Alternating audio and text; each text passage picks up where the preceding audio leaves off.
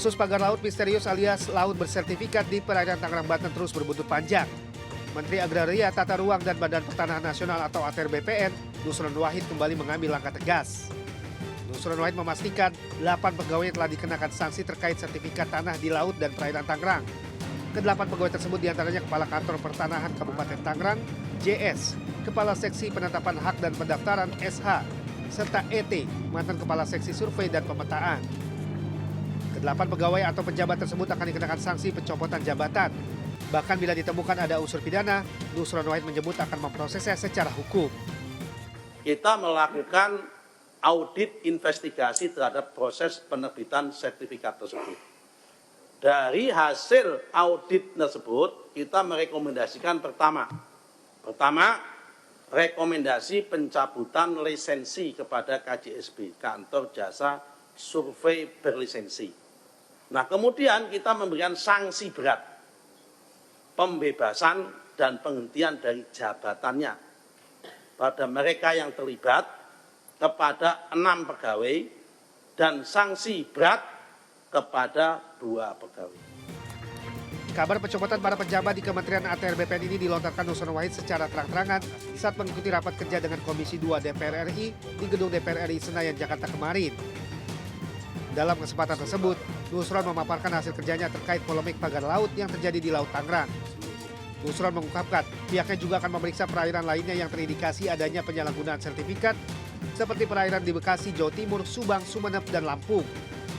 Hingga kini, Kementerian ATR BPN sendiri telah membatalkan 50 sertifikat hak guna bangunan atau SHGB pagar laut di Desa Kohon, Tangerang, Banten.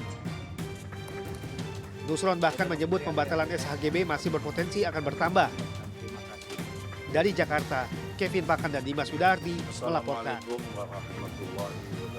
Kehadiran Allah Subhanahu wa Ta'ala Republik Indonesia dan acara TNI Polri.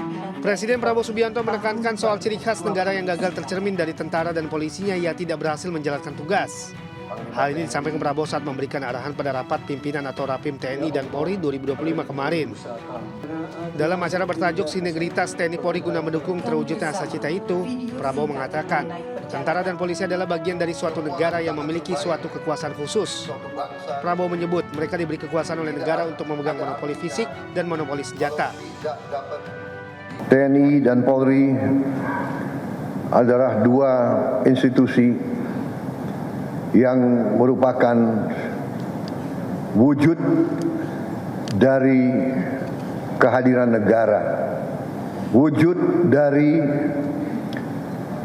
penegakan kedaulatan, wujud dari eksistensi negara. Biasanya ciri khas negara yang gagal adalah tentara dan polisi yang gagal. Bintang yang saudara sandang, bintang yang ada di pundakmu, itu adalah artinya adalah penghormatan dari rakyat. Penghormatan dari rakyat karena rakyat menyerahkan nasib keamanan mereka kepada saudara-saudara. Prabowo berharap dengan kepercayaan yang besar itu, para pimpinan TNI dan Polri bisa mengabdi, berdedikasi, dan melakukan pengorbanan yang setinggi-tingginya kepada rakyat. Dari Jakarta, Tim Liputan melaporkan.